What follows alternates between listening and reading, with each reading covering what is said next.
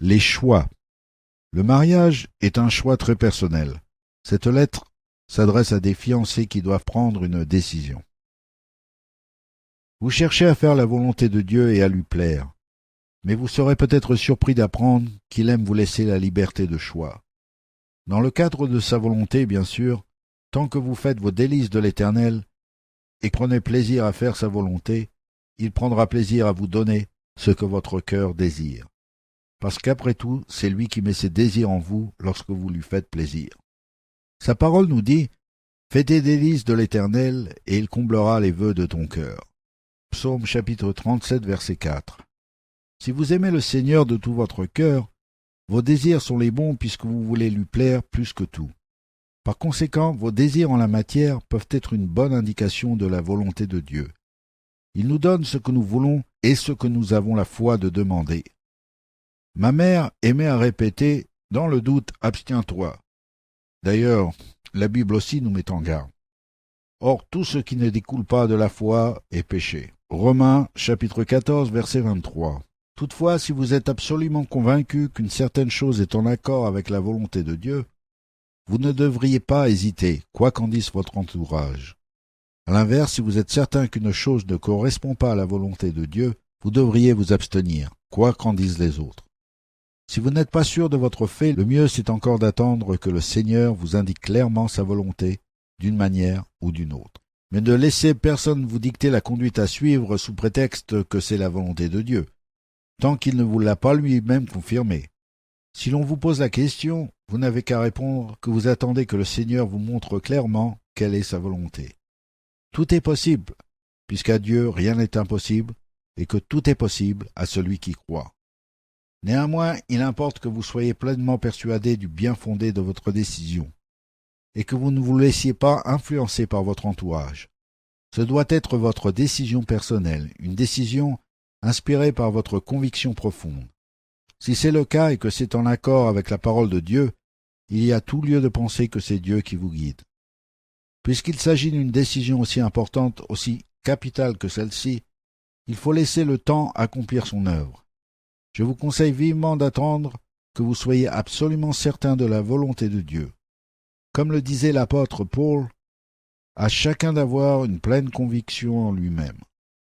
En ce qui concerne les affaires du cœur, je ne crois pas qu'il faille simplement agir par devoir. Il faut aussi qu'il y ait une bonne dose d'amour, non seulement pour Dieu, mais également pour l'élu de votre cœur.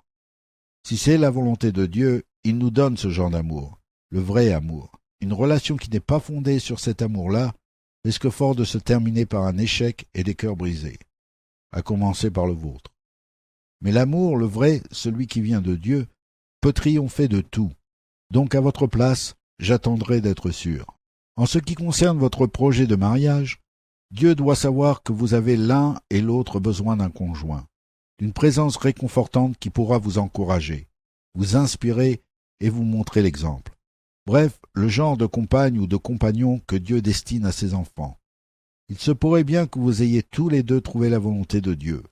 Cela dit, il se peut aussi que vous vous trompiez, par exemple en suivant les conseils mal avisés d'amis ou de proches pourtant bien intentionnés. D'un autre côté, si vous ne vous aimez pas vraiment, vous risquez de commettre une terrible erreur. C'est à vous de prendre la décision. Ne laissez personne décider à votre place. Si vous l'aimez vraiment et qu'elle partage vos sentiments, et si c'est la volonté de Dieu, il paraît évident que rien d'autre ne saura vous satisfaire. La décision vous revient et à vous seul.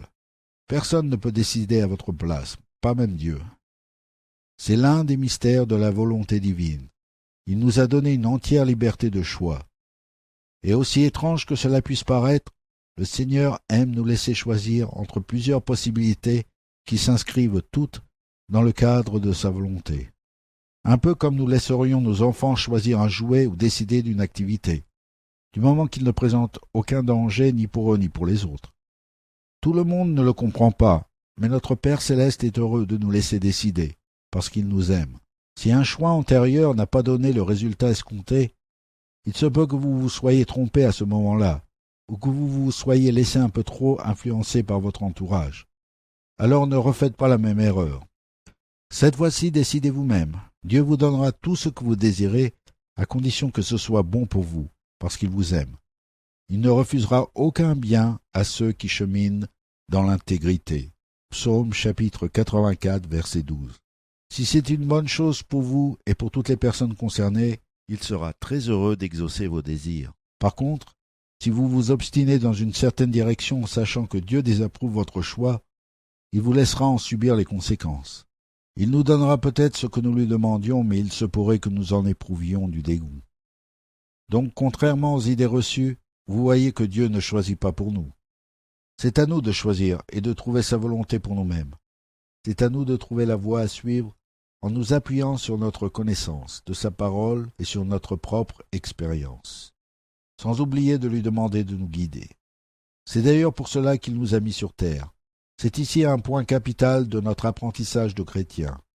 Comment parvenir aux bonnes décisions en nous appuyant sur notre connaissance intime du Seigneur et de sa parole, sur notre conviction d'être dans sa volonté et sur notre amour pour lui et pour nos semblables. Nous devons agir en fonction de nos convictions profondes. On en revient donc à l'Écriture, à chacun d'avoir une pleine conviction en lui-même. Assurez-vous de faire le bon choix et allez de l'avant. Faites ce qu'il faut faire sans vous soucier du « qu'en dira-t-on ». Faites-le parce que vous avez la conviction que c'est la volonté de Dieu, que c'est une décision conforme à sa parole et confirmée par d'autres moyens. Bien entendu, le mieux c'est encore de prier et de demander son avis au Seigneur. Il aime que vous vous donniez la peine de rechercher sa volonté pour que le moment venu, vous n'ayez aucun doute sur la voie à suivre. En attendant, ne bougez pas. Tant que vous avez des doutes sur le bien-fondé d'une décision, ne laissez personne vous influencer dans un sens ou dans l'autre. Il veut exaucer vos désirs, mais encore faut-il que ce soit vos désirs et non pas ceux de quelqu'un d'autre. Que Dieu vous bénisse et vous protège, et puisse-t-il continuer à faire de vous une bénédiction. Puisse-t-il aussi exaucer les désirs de votre cœur, aussi longtemps que vous trouverez votre plaisir en lui et en son amour. N'ayez pas peur, car il a plu à votre Père de vous donner le royaume.